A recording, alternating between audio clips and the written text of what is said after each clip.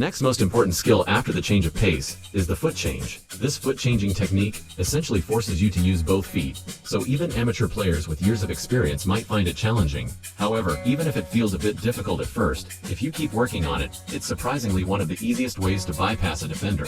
Even in Sunday leagues, any decent defender will use a strategy that forces you onto your weaker foot. In short, if you can only use your right foot, they will position themselves heavily to one side because they know the probability of you breaking out to the left is low. From the defender's perspective, it's way too easy. They only have to block one side. However, the most widely used foot-changing movement in football is the three-step foot change you are seeing right now. While you can change feet by hitting it with the inside of your foot or dragging the ball, this specific movement switches the executing foot, while the positions of the ball and the defender remain completely unchanged. If you master this movement and mix it with the upcoming scissors or in-out dribbles, you can pull off some incredibly flashy dribbling. To help you practice these combinations, we've created a home training VOD focused on dribbles to beat defenders.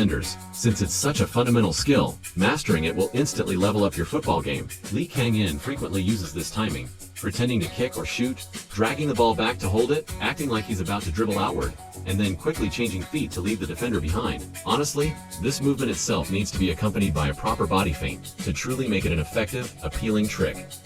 First, it's best to get used to the steps. Learn the rhythm by counting 1, 2, 3, 1, 2, 3. Second, keep the ball stationary and practice the same 1, 2, 3, 1, 2, 3 rhythm. What's important here is lifting your foot up like you see now, so you are ready to push the ball forward at any given moment.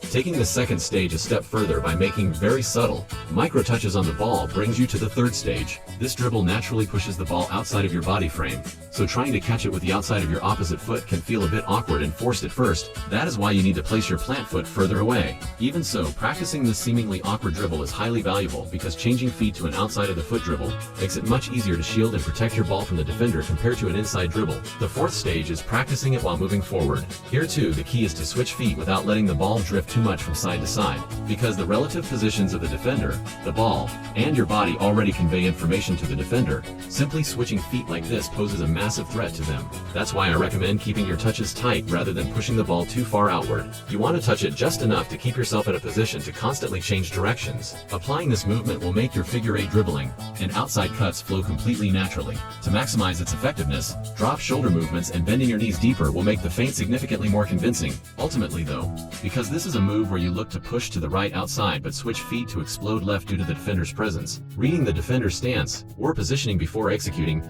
makes it far more powerful. We will cover the defender's positioning, stance, and center of gravity shifts in detail in the next video. Either way, in beginner amateur football, simply being able to dribble with both feet is an absolute cheat code.